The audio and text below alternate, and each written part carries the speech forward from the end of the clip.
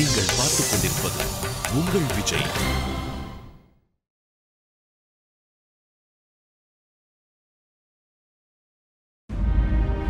ஏன் என்னாச்சு?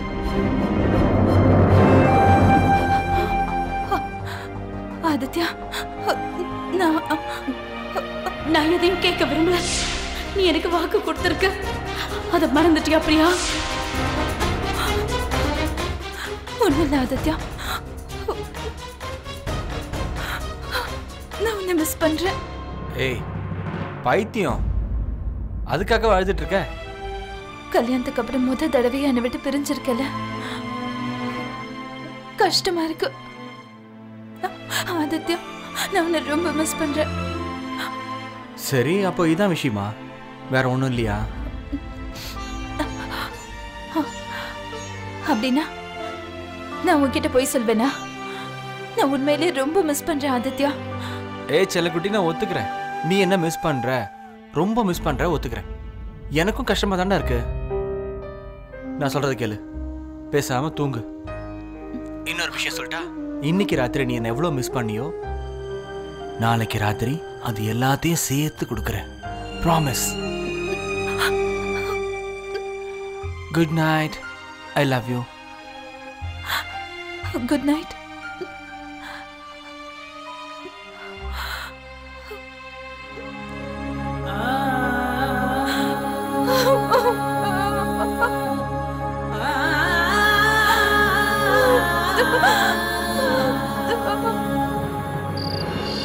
வித்யா, வித்யா கண்ணு, அட கடவுளே, வீடு பூரா இருட்டா இருக்கு. இவ எங்க உட்கார்ந்திருக்கான்னு தெரியலையே. இதோ இதோ உட்கார்ந்திருக்கா. இங்கே வந்து உட்கார்ந்திருக்க. வித்யா, உனக்கு என்னாச்சு? ஏன் இங்க வந்து உட்கார்ந்துட்டு இருக்க? இங்க என்ன பண்ணிட்டு இருக்க?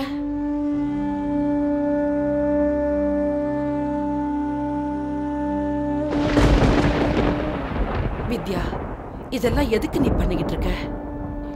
ஏன் பண்ற? உனக்கு அவருக்கு பிரச்சனை இருக்கிறது உண்மையா? அவர்தான் இப்ப வந்துட்டு போனாரே. நீ சந்தோஷமா தான் இருக்கணும். ஆனா நீ அவர்கிட்ட எதுவும் பேச மாட்டேங்கிற.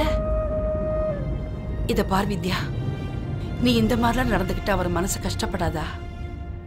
வித்யா, நீ பெரிய தப்பு பண்ணிக்கிட்டு இருக்க.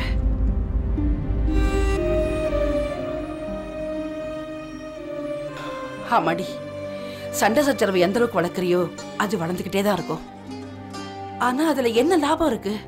இன்னைக்கு இல்லாட்டி நாளைக்கு, நாளைக்கு இல்லாட்டி நாளன்னைக்கு நீ அந்த வீட்டுக்கு போய் தானே ஆகணும். ஆமா வித்யா, இனிமே ஏதாவது. அம்மாவும் பொண்ணு உட்கார்ந்து என்ன ரகசியம் பேசிட்டு இருக்கீங்க? ஒன்னும் இல்லைங்க, பொண்ணு நல்லா நனைஞ்சிட்டா அவ்வளவுதான், வேற ஒன்றும் இல்லை. நாங்க 2 பேரும் அப்படியே உட்காந்து பேசிக்கிட்டு இருந்தோம். என்னங்க பண்றது, நாளைக்கே மாமியார் வீட்டுக்கு போயிடுவா. அப்புறம் இவளை எப்ப பாப்போன்னு யாருக்குங்க தெரியும்? ஆமா, அதுவும் சரிதான். அவ்வளவுதாங்க, சும்மா 2 பேரும் உட்காந்து பேசிட்டு இருந்தோம். நீங்க இன்னுமா தூங்கல? இல்லம்மா, நான் தூங்க தான் போயிட்டு இருந்தேன். நீங்க 2 பேரும் வாசல்ல உட்காந்து தீவிரமா எதையோ பத்தி பேசிட்டு இருந்தீங்களா, அது என்னன்னு கேட்டுட்டு போலான்னு வந்தேன். நான் ஏதாவது செய்யணுமா? இல்லங்க இல்ல, நீங்க போங்க. நான் என் மனசுல உள்ள விஷயங்களை என் பொண்ணுகிட்ட பேசிட்டு வரேன். அது சரி, மனசு விட்டு பேசினாதான் மனசுல இருக்கிற குறைகள் குறையும்.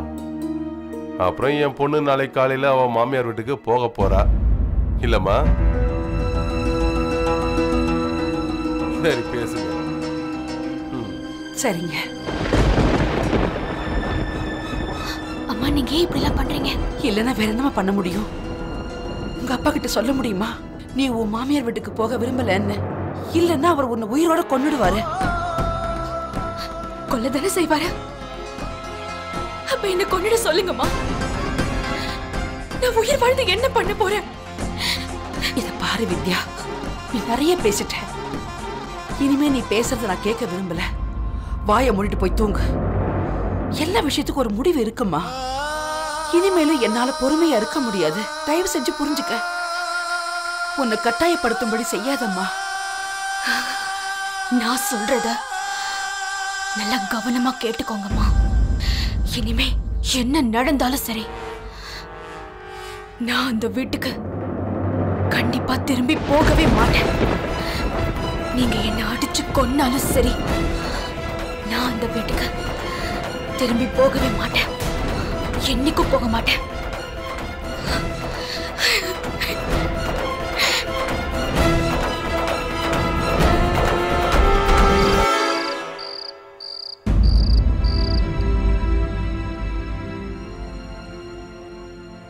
Priya,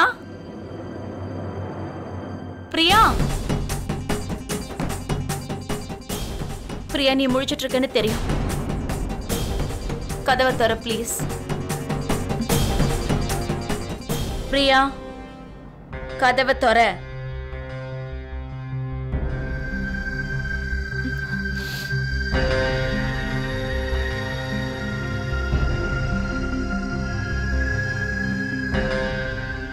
thank you mummy. அப்புறம் எனக்கு பசியே இல்லை.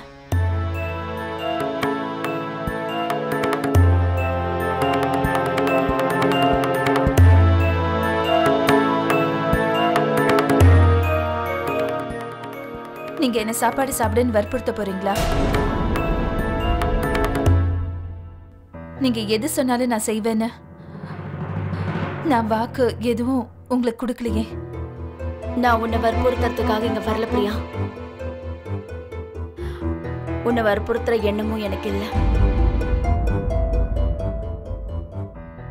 இந்த வீட்டோட பழக்கம் என்னன்னா, இது வரைக்கும் யாருமே சாப்பிடாம தூங்குனதில்ல. மனசு பாரமா இருக்கும்போது பசி எப்படி எடுக்கும்?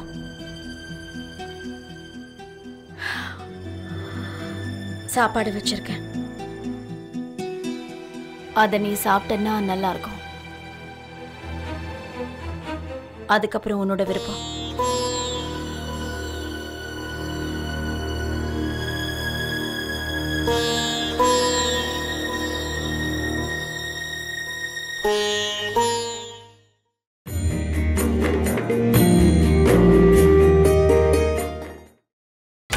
நீங்கள் பார்த்துக் கொண்டிருப்பது உங்கள் விஜய். வீட்டை யார் கிளீன் பண்றீங்க? ஐயா, வீட்டை கிளீன் பண்றது நான் தான். ஆனா நீங்க சொல்ற மாதிரி எதையுமே நான் இங்க பார்க்கவே இல்லைங்க ஐயா. நீ பார்க்கல இல்ல? பார்க்கலங்க ஐயா. அந்த சிகப்பு கலர்ல ஒரு பாக்கெட் இருந்ததா எங்க? என்னது அந்த சிவப்பு கலர் பாக்கெட்டா? அது இங்கதான் இருக்கு. இங்க பாருங்க. இதானையா? இதானையா நீங்க கேட்டது? இந்தாங்க. என்னங்க ஐயா? இப்போ இது எப்படி கிடைச்சது? ஐயா இதானங்க ஐயா. ஐயா ஞாபகமறதி முட்டாள் ஒன்னு விட்டேன்னா அப்படியே. மாமா என்ன பண்ணிட்டு இருக்கீங்க? எதுக்கு அவர் அடிக்கிறீங்க? பாருங்க பாருங்க. இங்க இருந்து போ. சரிங்க. ஏன் இன்னும் தூங்காம இருக்கீங்க? இந்நேரம் நீங்க தூங்கி இருக்கணும். இன்னும் ஏன் தூங்கல நீங்க? ஆட, இன்னொருத்தர் மேல இருக்கிற கோபத்தை நீ ஏன் என் மேல காட்டுற? உனக்கு என்ன பிரச்சனை? மாமா எப்போ மாதிரி சொல்லாத. மாமா ஒண்ணுமே இல்லைன்னு. நான் சாயங்காலத்துல இருந்து பார்த்துக்கிட்டு தான் இருக்கேன். ஏதோ ஒரு விஷயம் உன்னை தொல்லை பண்ணிக்கிட்டே இருக்கு. பதில் உங்ககிட்டே இருக்கும்போது எதுக்கு என்ன கேள்வி கேட்கறீங்க? இந்த மாதிரி என்ன கேள்வி கேட்கறல்ல, அதை வச்சே தெளிவா தெரியுது கண்டிப்பா ஏதோ பிரச்சனை இருக்குன்னு. இப்ப நீ சொல்ல விரும்பலன்னா அதுக்கப்புறம் உன் இஷ்டம். ப்ராப்ளம் என்னன்னு தெரிஞ்சுக்க விரும்புறீங்களா? அப்ப தெரிஞ்சுக்கங்க. ப்ராப்ளம் நான் தான். என்னாலதான் இங்க எல்லா பிரச்சனையும் நடக்குது. வெளியில நான் எப்படி தெரியுறேனோ அது உண்மையிலேயே நான் இல்ல. நான் பலகீனமானவ, நம்பிக்கை துரோகி, பொய்யான ஒரு பொம்பளை. உண்மையா இருக்கிற மாதிரி, ஸ்ட்ராங்கா இருக்கிற மாதிரி நான் வெளியில காட்டிக்கிட்டு இருக்கேன். உங்க முன்னாடி இருக்கிற என்னோட இமேஜ் தப்பானது மாமா, தப்பானது. நான் ராசி இல்லாதவ, எதுக்கு உதவாதவ. எனக்கு மட்டும் இல்ல, என் கூட இருக்கிற எல்லாருக்கும் துக்கத்தையும் கஷ்டத்தையும் தான் நான் கொடுத்துட்டு இருக்கேன் மாமா. நான் ரொம்ப கெட்டவ மாமா, நான் ரொம்ப கெட்டவ, நான் ரொம்ப கெட்டவ, நான் ரொம்ப கெட்டவ.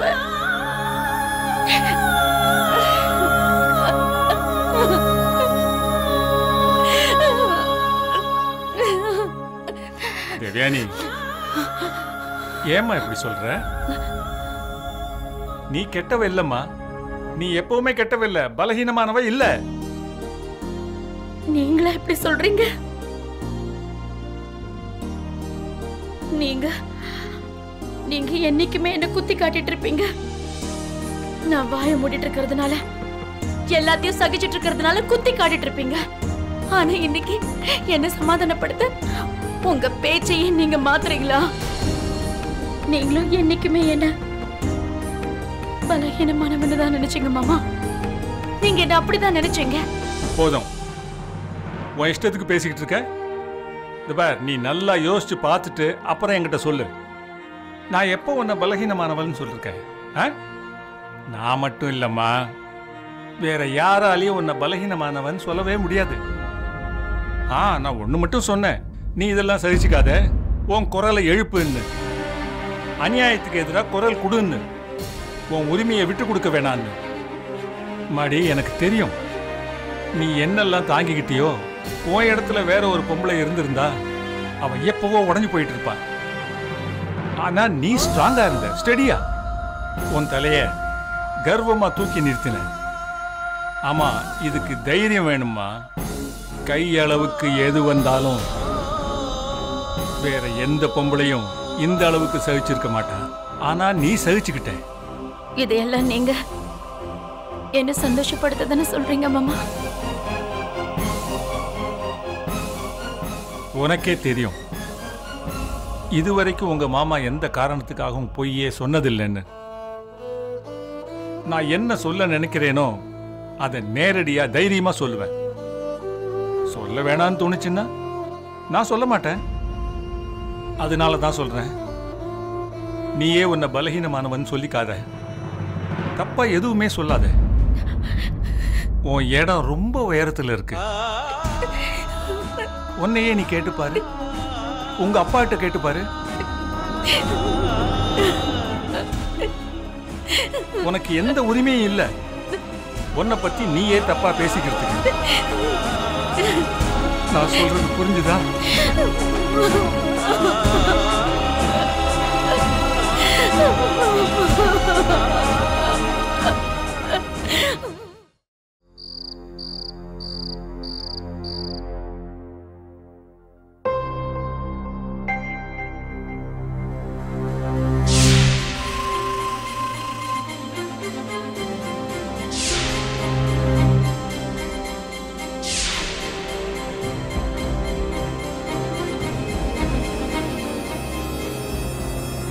அதான் சொல்லுவாங்களே, அன்பா இருக்கிறவங்களுக்கு அவங்களோட மனசை பத்தி நல்லா தெரியுது. அதான் நீ மனசை போட்டு படுத்துக்கிற விஷயம் என்னன்னு எனக்கு தெளிவா தெரியுது. என் தரப்புல இருந்து நான் பண்ற கடைசி முயற்சி வச்சு, வெளிப்படையா சொல்லணும்னா என் தரப்புல இருந்து எங்க உறவை காப்பாத்திக்க நான் பண்ற கடைசி முயற்சி எல்லாத்தையும் தூக்கி எரிஞ்சிட்டு உங்ககிட்ட ஓடி வந்துருவேன். ஏன்னா என் வாழ்க்கையில என்ன நல்லா புரிஞ்சுக்கிட்ட ஒரே ஆள் நீதான். என்னை விரும்புறது மட்டும் இல்லாம என்னை பத்தி நல்லா புரிஞ்சுக்கிட்டு.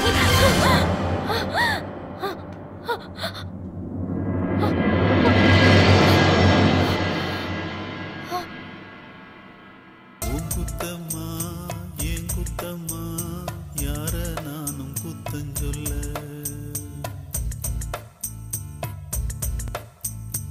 உன் குத்தம்மா ஏன் குத்தம்மா, யார நானும் குத்தஞ்சொல்ல. பச்சை பசும் சோலையிலே பாடி வந்த பைங்கிளியே, இன்று நடப்பாதையிலே வாழ்வதென்ன மூலையிலே.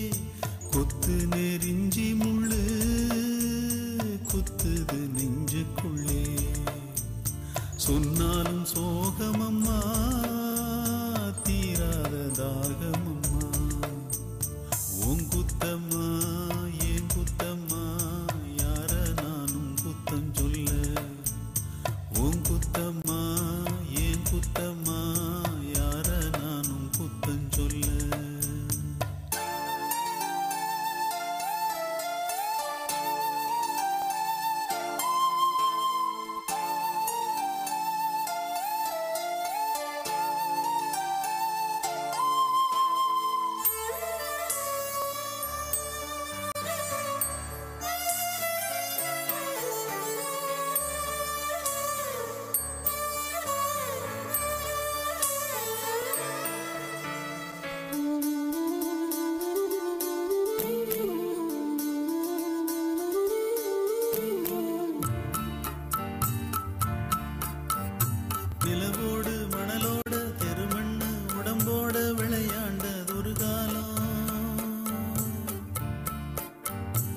அலைஞ்சாலும் திரிஞ்சாலும் அலையாத கலையாத கனவாச்சு இளங்காலம். என்ன எதிர்காலமோ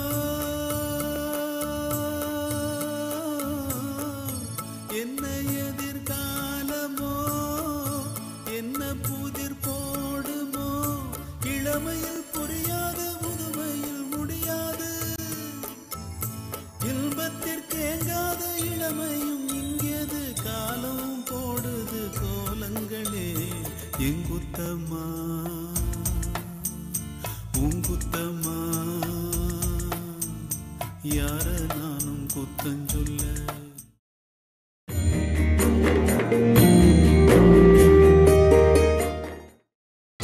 நீங்கள் பார்த்துக் கொண்டிருப்பது உங்கள் விஜய்.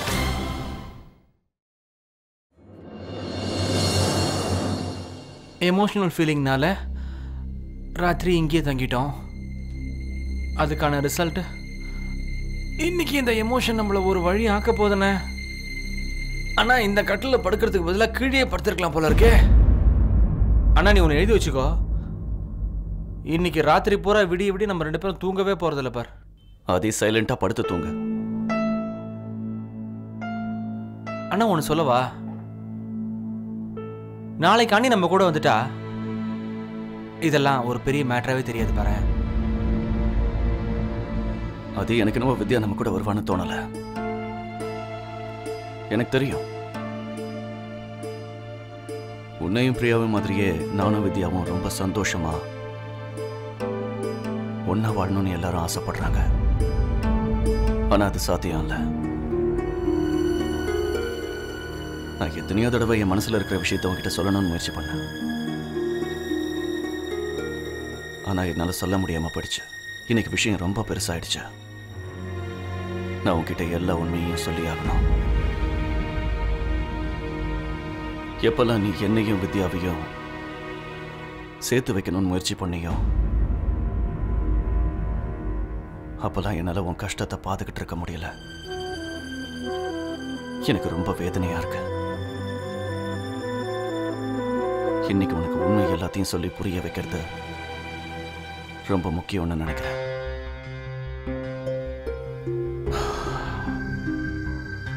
நான் சொல்றதை நல்லா புரிஞ்சுக்காது. நானும் வித்யாவும் ஒன்னா சேரவே மாட்டோம். அவளோட அந்த காதல்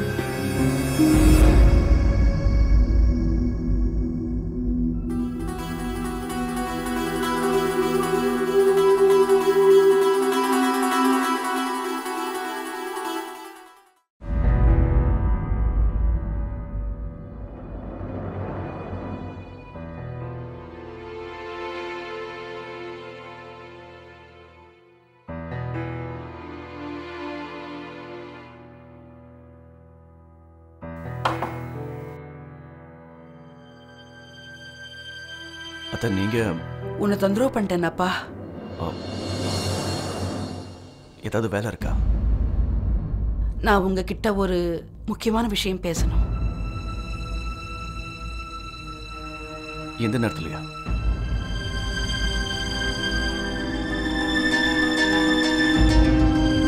சரி.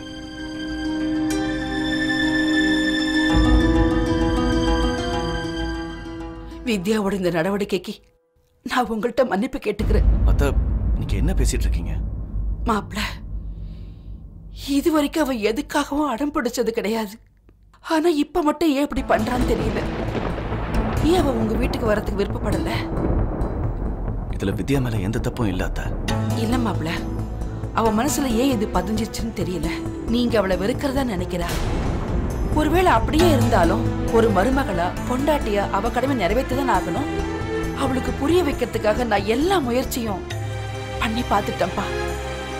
இப்ப நீங்க தான் ஏதாவது பண்ணணும்.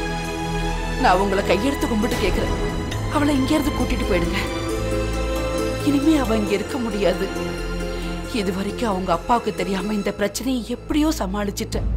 ஒருவேளை அவ சண்டை போட்டுட்டு தான் இங்க வந்திருக்கான்னு அவங்க அப்பாவுக்கு தெரிஞ்சு போயிடுச்சுன்னா அவ்வளவுதான், அவளை கொன்னே போட்டு.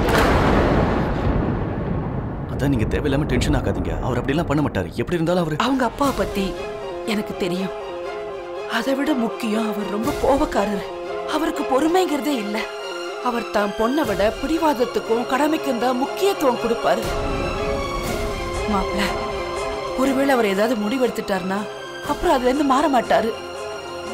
மாப்பிள்ள, என் பொண்ணோட உயிரை காப்பாத்துங்க. அவளை இங்க இருந்து கூட்டிட்டு போயிடுங்க.